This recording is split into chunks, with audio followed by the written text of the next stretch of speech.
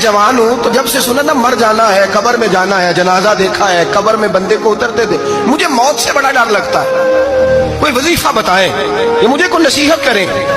तो मीर अब्दुल वाहिद बिलगिरामी रहमतुल्लाह अलैह फरमाने लगे, बेटे तेरी जेब किस तरह की है, पैसे किस तरह के? कहने लगा हुजूर बड़ा करम है अल्लाह का, मालदार हो, खुशहाल हूँ। आपने फरमाया एक प्रोग्राम, ये नहीं उसको नफसियाती तौर पे मुतमईन नहीं किया, ना आपने उसे कोई वजीफा बताया, ना ज़हनी तौर पर उसे कोई लेक्चर दिया कि फरमाया तेरी माली पोजीशन किस तरह की है? कहने लगा हुजूर मैं अल्हम्दुलिल्लाह मालदार हूँ, अल्लाह ने मुझे नवाजा हुआ है। आप फरमाने लगे इस तरह कर, रोजाना की बुनियाद पे सदका देना शुरू कर, और फर्ज नमाज के साथ साथ रोजाना की बुनियाद पर चंद नफल पढ़ने शुरू कर।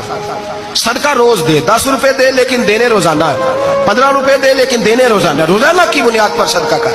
बच्चा कहता मैं भी हैरान था कि हजरत मैं तो वजीफा पूछने आया था कि मौत से डर लगता है, इन्होंने मुझे सदके पे लगा दिया, नफल पे लगा दिया, वो तो काम मैं कर रहा हूँ। खैर बुजुर्ग थे, वजीफा पढ़ने लगा, सदका देने लगा, अल्लाह अल्लाह करने लगा।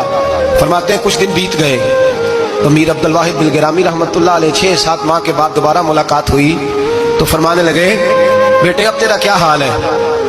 तो नौजवान कहने लगा, हुजूर अब मुझे मरने से डर नहीं लगता, बल्कि अब तो मेरा मरने को दिल करता है। तो दिल करता है, डर नहीं लगता, अब दिल करता है। और हुजूर आपने मेरे साथ किया क्या है कि मेरा तो दिल करने लगा है मरने को, खौफ निकल गया है, दिल करने लगा है मैं जाऊं। तो बड़ा खूबसूरत इरशाद फरमाया, क्या बात है, अल्लाह वालों की बातें अल्लाह के लश्करों में से लश्कर होती।